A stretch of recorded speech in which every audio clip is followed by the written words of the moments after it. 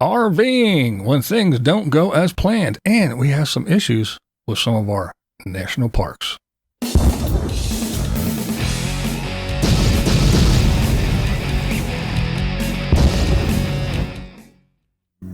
What's up, blind viewers? How's everybody doing today? All right. Let's just get started, shall we? We were talking about awareness of your surroundings and what's going on. And, no matter where you're at, what you're doing, it's not a bad thing to check out things and be aware how you can escape if something goes wrong or whatever. And it's not always people that you have to worry about. I think there might be a tornado. Something's happening. Oh, power line. That's the express line. Oh, shit. Oh, shit. Excuse our language, guys. We are blocked out. Why'd I have this weird feeling? Oh, my God. We can't get back there. Oh, there's whole trees up there. So there you go. That's Destination Open Road. They went to a nice little camping spot, and the weather just turned, and they even in their little title, it said we were unprepared. Didn't see it coming, and unprepared. I mean, they didn't have clothes and everything, and they weren't prepared for all this. But yeah, it's so being aware of your surroundings, how to your egress if you have to get out of places. So again, it's not always just people you have to worry about. Weather can change in a heartbeat, as we see. And so just be aware of what's going on around you. So go over and check out Destination Open Road and see what they're up to. And as always, there will be links below to all of the videos that I am referring to today in our little conversation. So let's just go ahead and move along, shall we? All right, let's talk about our national parks. We got some issues going on. One is a wildfire that's going on. The Washburn Fire has already ripped across more than 700 acres. Parts of the park now closed during one of its busiest times. The summer months here typically attract more than 1 million visitors. The flames have forced an estimated 1,600 people to evacuate from a nearby community and popular campground. Big sequoias, Tonight, man. fears more evacuations may be on the way. Everybody's been training and preparing for this, and that's what everyone is here to do, fight that fire. Over the Washburn incident, Yosemite National Park, Mariposa Crazy. County. All of Yosemite is under what the California Drought Monitor calls extreme or exceptional drought. With almost no rainfall in recent months, conditions are primed for fires to burn hotter and for longer periods of time. We're now here inside the Mariposa Grove, and as you... Not good, not good. So there you go. We got some issues at Yosemite with a fire. And the giant sequoias. Not good at all. So that's one little issue we have with our national parks. And that's not all. We have some more things going on. And that is, National Park Service has $21.8 billion worth of backlogged repairs. Man, that is no small number. That is crazy. Estimates show the National Park Service currently has an estimated $21.8 billion in deferred maintenance and repairs needed at its national parks. Those are not going to be super sexy projects, doing wastewater treatment plants, redoing plumbing, etc., says Sams, director of the National Park Service. Sams was recently briefed on some of the projects going on at Rocky Mountain National Park, including upgrades to the Moraine Park campground. Some infrastructures that has not been upgraded since it was built in the 1960s. You also learned about some fire mitigation and repair efforts following a few wildfires that had entered the park in previous years. So looks like, just simple little maintenance stuff, the everyday this and that goings on, it needs to be upgraded, and they are $21.8 billion behind with all kinds of stuff. So, we've been talking about this a little bit too, with covering Deborah Dickinson's little series that she's doing, and she talked about closures and stuff. So this is some of the things and some of the reasons why we have fires that are closing parks and other things. We have, just budget things that were built in the 60s that haven't been touched and need all kinds of upgrades.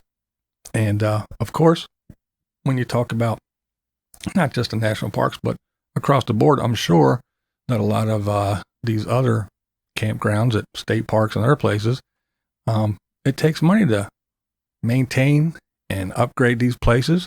And if they're built in the, the 60s and the 70s, I'm sure they're not equipped for these big, giant new rigs with, power draw that they're talking about. And just think, if everybody gets their way, like the administration and what they're doing in California, they want to do away with gas and they want you to go full electric, and you go to a campsite, are they going to have everything? Are they going to have charging stations? Are they going to have the ability? Are they going to upgrade? And if they do, how much is a night at a campground going to cost after they do all that shit? Yeah, kind of interesting. Think about that stuff.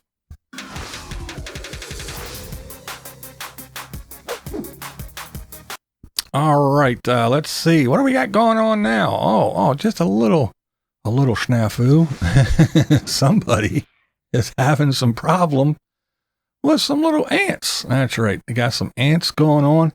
It's Grateful Glamper. But, yeah, they got an ant problem.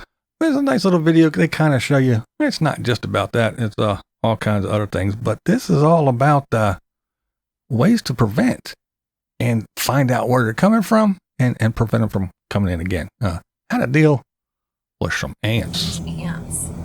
Like everywhere. We put out these ant traps when we were at home. Oh my gosh. Oh my We gosh. were parked next to a tree. Here, we're not touching any trees, so you have to go see where they're coming in. Are they coming in the wheels? Are they coming in through the electrical cord? Or where are they coming in at?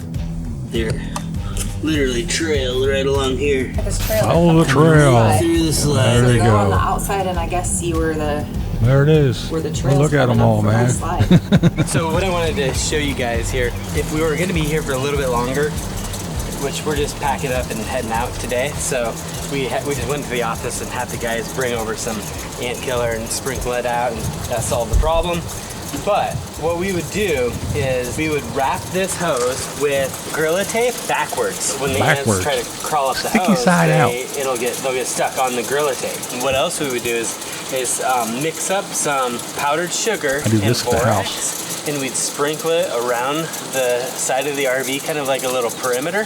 And then what that does is the ants will take that borax back because they can't determine the difference between powdered sugar and borax. So they'd grab that, take it back to the colony, and then feed the... They take the borax back.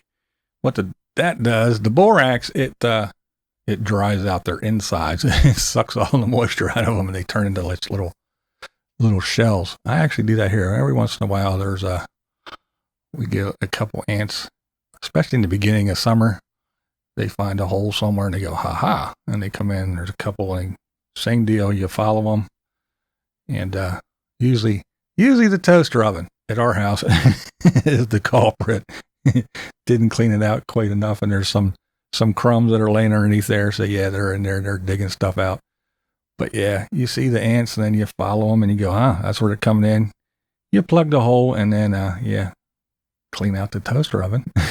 In my case, pick it up and clean the counter, and that's what we do. We mix up some sugar and some borax and put it around the perimeter and where they're near where they're coming in.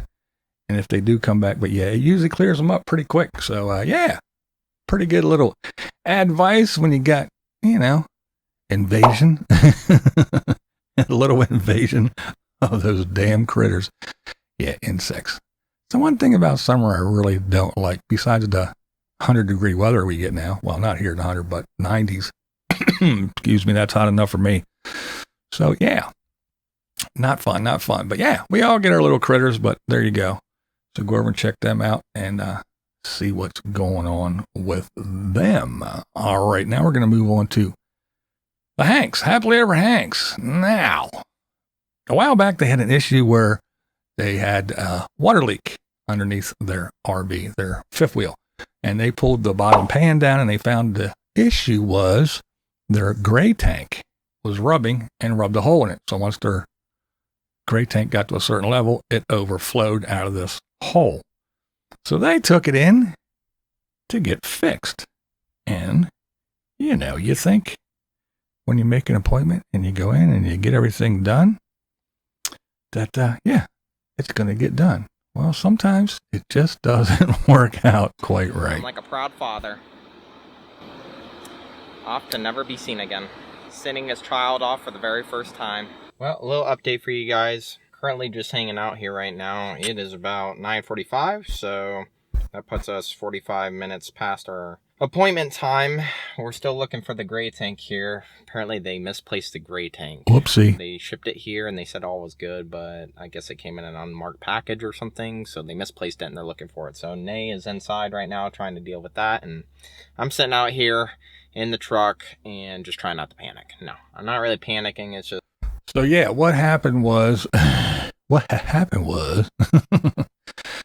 they got the tank shipped to the place. They made the appointment. They are having some big meet up and everything, and they have a reservation at a campsite the following day. So they stayed at one little campsite close to the repair place, and then the plan was to drop off the fifth wheel, get it repaired. One guy said it was going to take 3 hours. Another guy said it would probably be all day, but they would have it by the end of the day. Well, they got it. They took it there. As you saw, they took it in.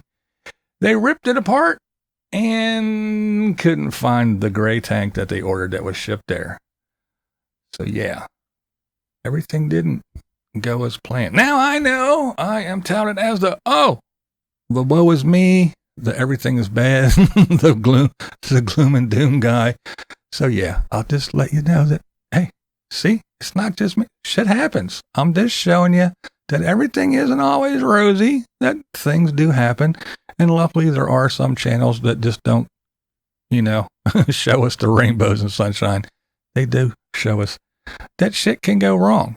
Now, Nay, which is Renee, the lady, the female of the couple, she was talking about, I don't know why it takes so long to do some of these things and stuff. And I understand that, you think you just take out the tank, put the tank back in. What's the big deal?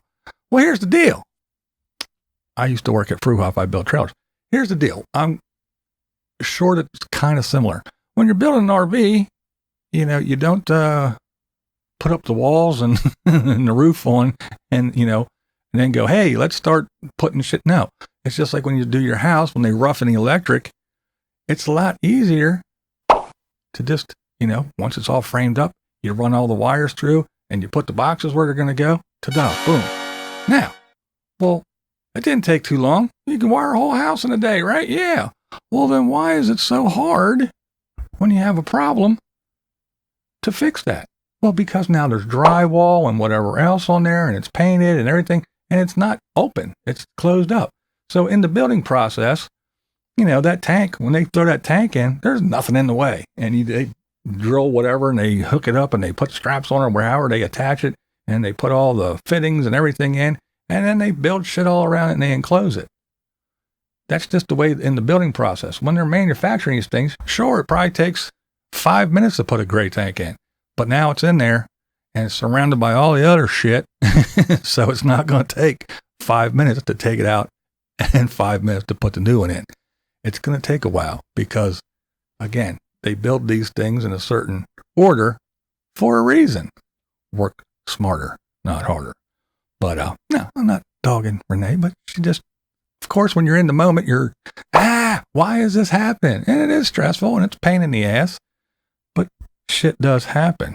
Well, here is what happened. Remember, now they have this thing to go to the next day and a reservation at a campsite. I'm calling for a follow-up on the gray tank for the last name Hanks. But he's buttoning everything up now, so you should be able to pick that up here shortly. Oh, okay, so they found it, or they didn't find it? They didn't find it. No, she's going to be ordering another one to get that here. Oh, okay, I see. Not sure why they cannot find it, but they have. I know you were here earlier, and your wife was here, and everybody was searching for it, and yeah, could not locate it anywhere. Okay, gotcha. So, if you didn't hear the phone call quite clear enough, they did not find the gray tank that they ordered. So they just buttoned everything up and said, hey, you can come get it. We're going to order another one. When it gets here, we'll let you know. So, it's not all rainbow and sunshine. Shit happens sometimes. And yeah, just because I pointed out, am I the gloom and doom guy? Well, maybe, but don't you need to know these things? Or would you rather go out there, sell your house, all your belongings, sink a bunch of money into an RV or whatever, and go, hey, what do you mean? No one told me this was going to happen. So, hey, I'm just shedding a little light. And no, well, things happen in the house too, blame you. Did I say they didn't? They sure as fuck do. But that's the point. It doesn't matter if you live in a house or a vehicle. Shit breaks. Nothing lasts forever. Not even us. So, yeah. I'm not the gloom and doom guy. I'm just a realist. I show you what the hell's going on. That's all. That's all. That's all I'm saying. But yeah, I'm sure they'll figure out a way to get through it. But yeah, it's not always, that easy. All you got to do is, and I didn't go anywhere I want, and I never have a problem. I just drive. Well, that's the problem. They went in here and I got to go to this place, and I just drive in 5 minutes I'm out, and it only cost me $2. And yeah, I know. We hear all the stories all the time. Blow smoke up your own ass because you're not fooling me for a minute. Come on. Shit happens. No matter where you live. That's all I'm trying to say. That's all I'm trying to say. And now, I know, here's another thing. We're going to talk about this now. Never buy new. Don't buy a new one. Buy a used one. Buy this, buy that. Well, I don't know if you looked at the used vehicle market right now, but you can buy a new one for $35,000, or you can buy a used one with 150,000 miles on it for $20,000. The used vehicle market is a huge pain in the ass. It is a clusterfuck. That's the only word I can use to describe it. Sorry about the language. Hey, that's me. I cuss. But so when you find a deal, you jump on it, right? You gotta get these things, and there are deals out there, but what are you getting yourself into? I don't know. Well, how about Shelly from Nomadness Life? They found a van, a real good deal, pretty cool, and they're gonna pimp my ride. It's got air conditioning and everything. All right, I gotta get driving. 3 minutes later. I know it's not funny. It's not funny. Unbelievable. Here we sit. Now we gotta drive to another city to get an alternator. It keeps dying. Oh my God. See? I know it's not funny. It's not funny, but and that's the thing. You never know what you're getting. You get these old things. They look nice. Oh, there's no rust on it. It's spick and span. It's pristine. It's only got 100,000 miles or whatever. I don't know. I don't believe I remember hearing her say the mileage, but yeah, you just never know. And even if it does have a good drivetrain, alternators, starters, little dumb shit always goes wrong. And not to mention, brakes and bushings, all them little rubber parts, bushings and things that keep shit from banging together and squeaking and, ball joint, all that shit gets all dried out and wears out and falls apart. And yeah, you got something for a decent price. And then by the time that thing's done, nickel and diming you to death, and you're wasting all your time and money sitting and waiting for it, you want to go do this, especially when you get something new to you, whether it's used or not. And now you got to put it in the shop. Now you got to wait. But I want to go do this. Now you got to wait. And then you got to shell out some money for that shit. And then you get it out and you drive it around for a little bit, and then something else, little dumb bullshit. Again, you know, the alternator today. Next week, it's going to be the start. The week after that, oh, fuck, we need brakes now. You know, it's just all that dumb shit. And I'm not saying it's not worth it, but it's just, these are things you have to expect, especially when you buy a used vehicle. You never know what these people, they could have piled that thing to the rafters and drove shit around to whatever, to, I don't know, maybe little fairs or whatever, and they set up little booths and they packed that thing full of shit and went to little fairs every weekend. And just, you know, the suspension and the brakes and the transmission, they were working overtime. Not that they're bad, but they're working overtime. You just never know. You just never know. So these are the little things you have to be prepared for when you buy these used vehicles. And yes, I know it can happen to new vehicles, period. My grandmother used to say, if you have a vehicle, you got nothing else, because that's where all your time and money goes. And I'm starting to believe her. But yeah, go over and check out Nomadness Life. I always enjoy her channel. But yeah, once they get her all wrapped up, there is a van build coming. So if you want to go check that out, go check her out. Yeah, this is Blind Views. And that's the way I see it. Oh, yeah. Oh, yeah. My girl, Shelly. She's awesome. Gotta love her. Gotta love her. That's right. All right. Who else do we got going on here? Who else? What else? Oh, Robin, Creativity RV. She, is that a camping in a swamp? Camping in a swamp. Yeah, pretty cool stuff. She takes us around through a little swamp tour, and very interesting stuff. There she is. Pretty cool video. Not a real long one. As you can see, what is it? I can't see. Just 5 minutes or so. Yeah. So it's not a real long video. You can go over there and check out Creativity RV Robin and see what she's into. Pretty cool little video. So there you go. How about that? It wasn't all gloom and doom. There was some other stuff as well. So, all kinds of stuff going on in the RV world.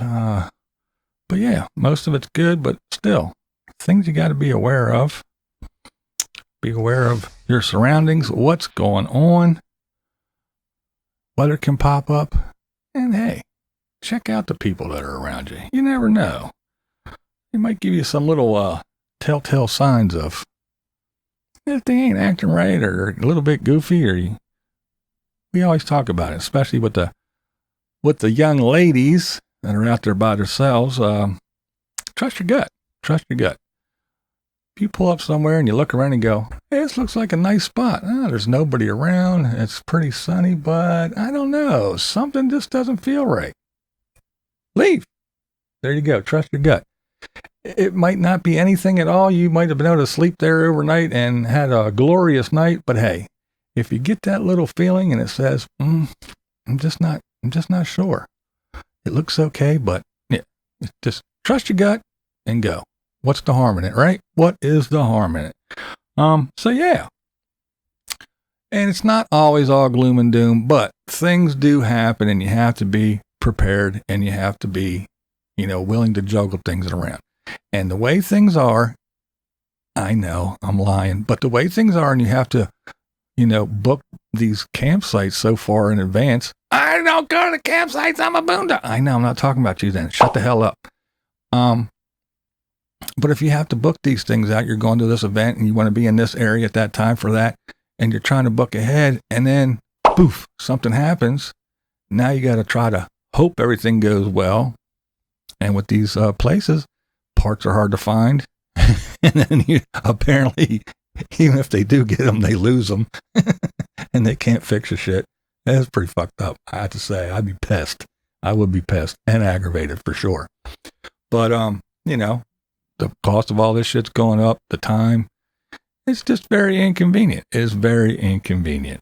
And it is a little bit different when you're here at a house and shit goes wrong. You're here at your house. You know where the store is. You know what garage to go to, which one to stay away from. You know what neighbor will help you out and which one won't.